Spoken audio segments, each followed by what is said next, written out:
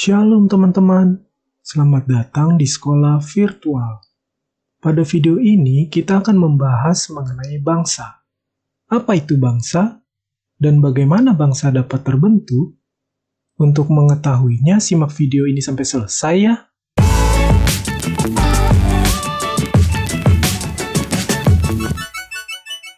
Sosiologi. Bung Karno sebagai bapak proklamator kita pernah mengatakan bahwa bangsa yang besar adalah bangsa yang tidak melupakan sejarahnya. Dari perkataan Bung Karno tersebut, terdapat kata bangsa. Tahukah teman-teman apa arti kata tersebut? Istilah bangsa mengandung dua pengertian, yaitu bangsa dalam konteks genealogi dan bangsa dalam konteks politik. Bangsa dalam arti genealogi berarti persekutuan hidup masyarakat yang berdiri sendiri dan masing-masing memiliki anggota persekutuan hidup yang terdiri dari kesatuan ras, bahasa, agama, dan adat istiadat. Mereka umumnya dianggap memiliki asal-usul keturunan yang sama. Sedangkan bangsa dalam konteks politik merupakan sekelompok orang yang rasa dan ikatan kesatuannya berdasarkan pada kesamaan cita-cita dan tujuan nasib, sehingga mendorong mereka untuk hidup bersama dalam wilayah tertentu demi kelangsungan hidup dan eksistensi mereka, yang dapat didefinisikan juga sebagai komunitas yang telah sadar akan otonomi, persatuan, dan kesamaan kepentingan. Tujuan bangsa secara umum merujuk pada cita-cita, visi, dan misi yang ingin dicapai oleh suatu bangsa untuk kesejahteraan dan kemajuan masyarakatnya, seperti kedaulatan dan keamanan nasional, kesejahteraan ekonomi, pendidikan yang merata dan berkualitas guna meningkatkan kualitas sumber daya manusia, meningkatkan kesehatan masyarakat, keadilan sosial, memelihara dan mengembangkan kebudayaan nasional, serta menjaga identitas bangsa, melestarikan lingkungan hidup dan sumber daya alam, dan meningkatkan partisipasi masyarakat dalam proses politik, serta memperkuat institusi demokrasi dan supremasi hukum. Setiap bangsa mungkin memiliki fokus dan prioritas yang berbeda sesuai dengan kondisi dan konteksnya masing-masing. Namun, secara umum, tujuan-tujuan ini mencerminkan aspirasi untuk menciptakan kehidupan yang lebih baik bagi seluruh warganya. Sampai di sini jelas ya? Nah, menurut teman-teman, dari manakah kata bangsa itu berasal? Kata bangsa berasal dari bahasa Sanskerta, yaitu wangsa, yang berarti orang-orang yang berasal dari satu keturunan atau satu terah dalam bahasa Jawa.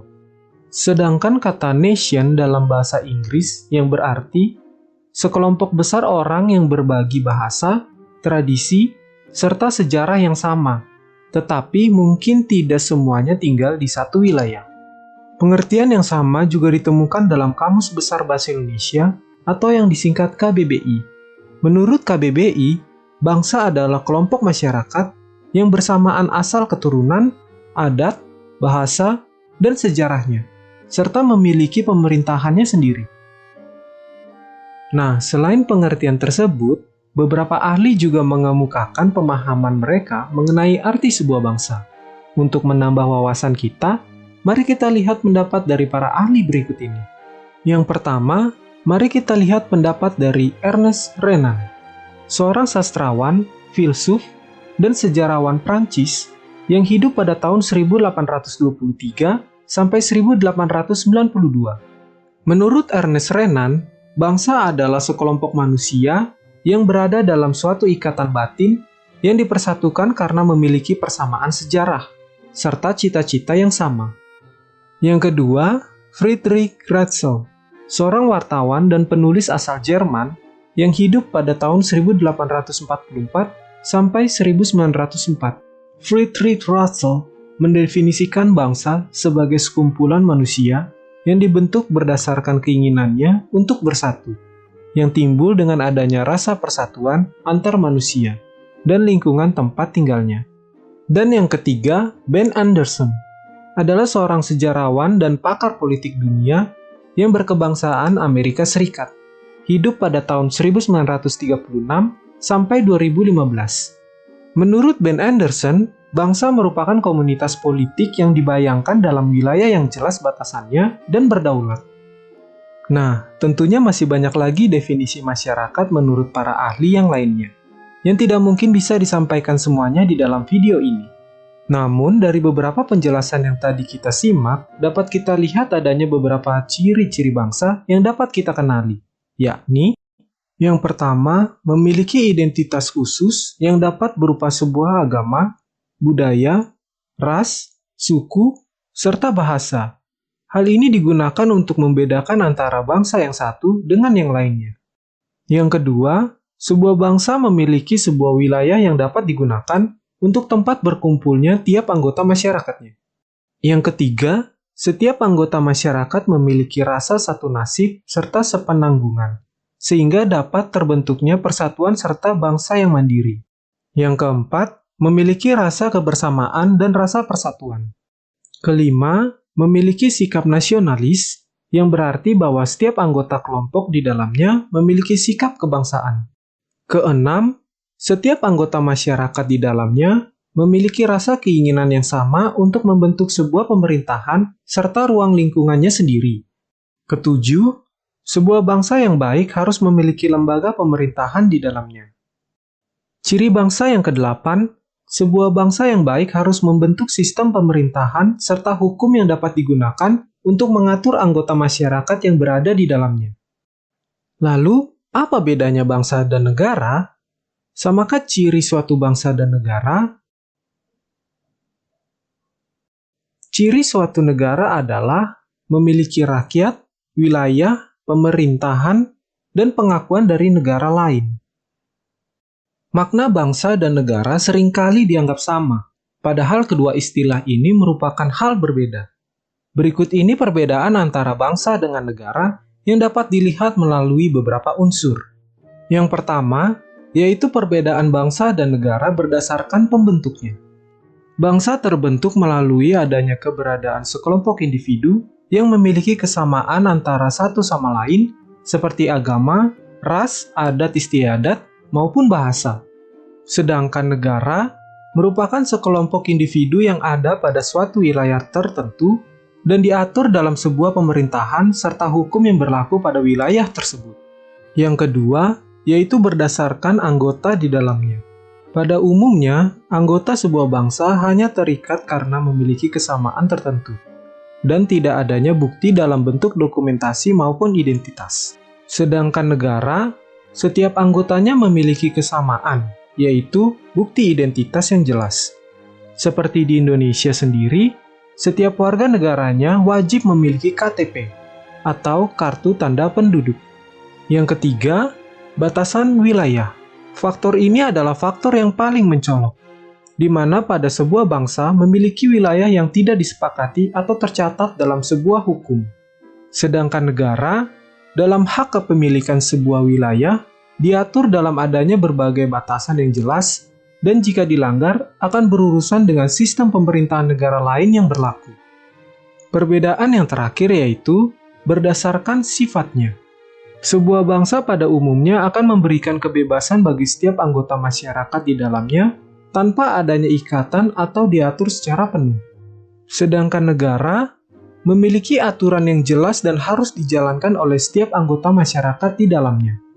Aturan tersebut dibuat secara tertulis dan diresmikan melalui hukum yang berlaku sehingga sanksi yang akan didapatkan juga jelas. Oke, sampai di sini jelas ya. Terus, bagaimana ya bangsa itu dapat terbentuk?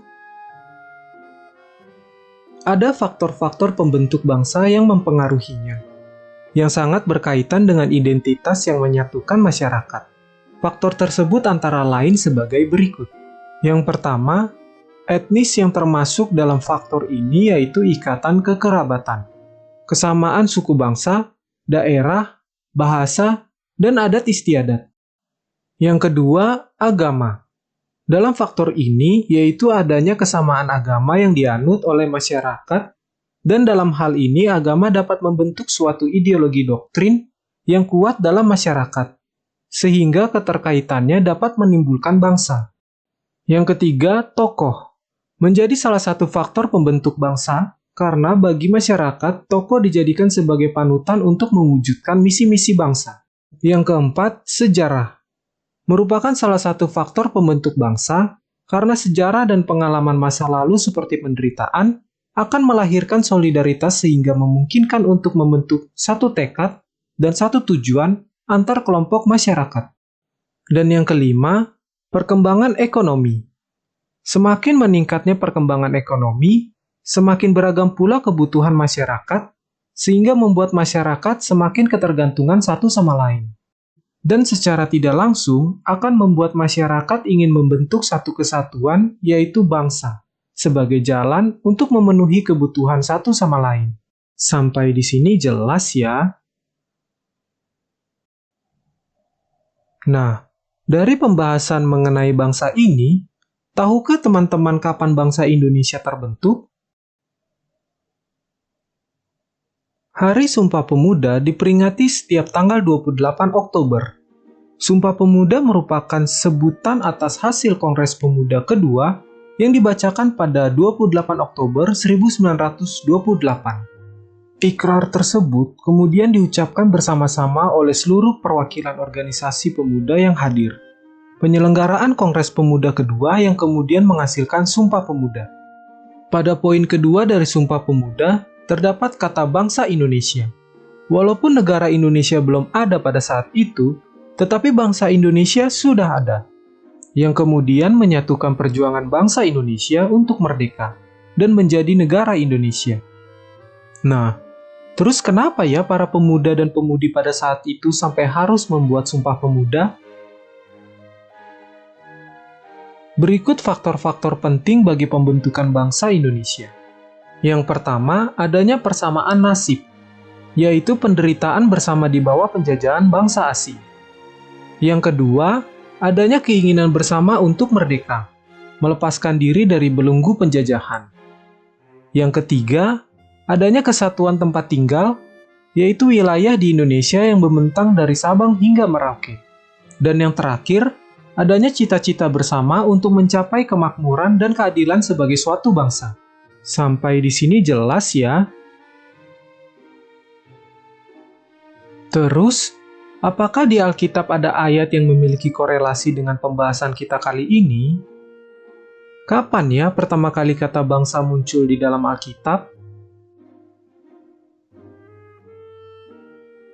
Di Alkitab, pertama kali kata bangsa muncul dalam kitab Kejadian pada Perjanjian Lama. Ayat tersebut terdapat dalam Kejadian 10 ayat 5. Dari mereka inilah terpencar bangsa-bangsa pesisir di bumi. Setiap orang menurut bahasanya, menurut kaum keluarga mereka, menurut bangsa-bangsa mereka.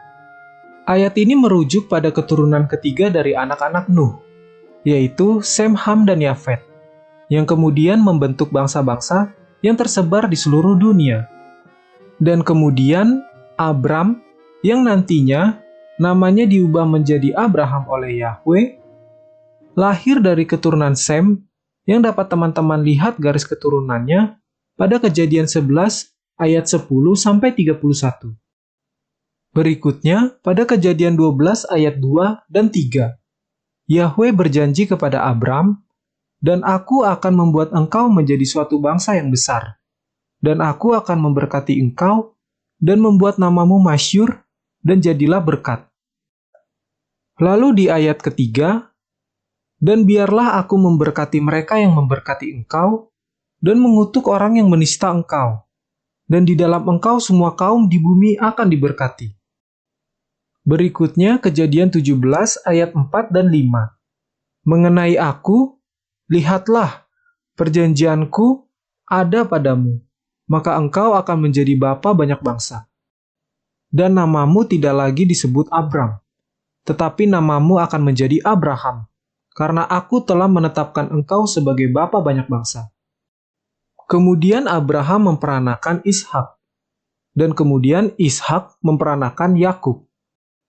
Kejadian 32 ayat 28, Yakub diberi nama baru oleh Yahweh, yaitu Israel, yang kemudian menjadi nama bagi bangsa tersebut. Keluaran 1 ayat 1-7, ini adalah catatan tentang bagaimana keturunan Yakub dapat berkembang menjadi bangsa Israel di Mesir. Keluaran 19 ayat 3-6, ayat ini berbicara tentang Yahweh yang memilih bangsa Israel sebagai umatnya di Gunung Sinai. Bangsa Israel banyak disebutkan dalam Alkitab, terutama dalam bagian Perjanjian Lama. Kita dapat melihatnya sampai detik ini, bahwa janji Yahweh masih nyata di dunia ini. Dapat kita lihat bahwa bangsa Israel sampai sekarang diberkati oleh Yahweh, dan banyak orang-orang sukses yang berdampak bagi dunia ini berasal dari bangsa Israel. Lalu, bagaimana kata Yesus Kristus di Perjanjian Baru? Setelah kebangkitannya dan menjelang kenaikannya ke sorga, Yesus memberikan sebuah amanat terakhir yang populer dikenal sebagai amanat agung pada kitab Injil Matius 28 ayat 19 dan 20. Oleh karena itu, seraya pergi, muridkanlah semua bangsa dengan membaptis mereka ke dalam nama Bapa dan Putra dan Roh Kudus. Dengan mengajar mereka melakukan segala sesuatu apa saja yang sudah aku perintahkan kepadamu. Dan lihatlah, aku ada bersamamu sepanjang masa, sampai kesudahan zaman. Amin. Dari ayat tersebut, kita sebagai pengikutnya diperintahkan untuk memberitakan Injil ke seluruh bangsa, tapi bukan dengan cara penjajahan. Karena di dalam Alkitab tidak ada ayat yang memerintahkan kita untuk melakukan penjajahan. Melainkan kita harus hidup seperti Yesus Kristus. Kita harus menjalani apa yang telah Yesus perintahkan kepada kita, seperti saling mengasihi, memberi makan orang yang kelaparan, dan membantu orang yang kesusahan. Dari perilaku hidup kita itulah yang dapat dilihat oleh orang-orang yang belum mengenal Yesus. Dan dari situlah orang-orang dapat mengenal Yesus Kristus. Oke, sekian video kali ini. Semoga video ini bisa menjadi berkat bagi kita semua. Dan apabila teman-teman ada hal yang belum dimengerti dari video ini, teman-teman bisa mengulangi lagi video ini. Oke, sampai jumpa di video berikutnya ya. Tuhan Yesus memberkati.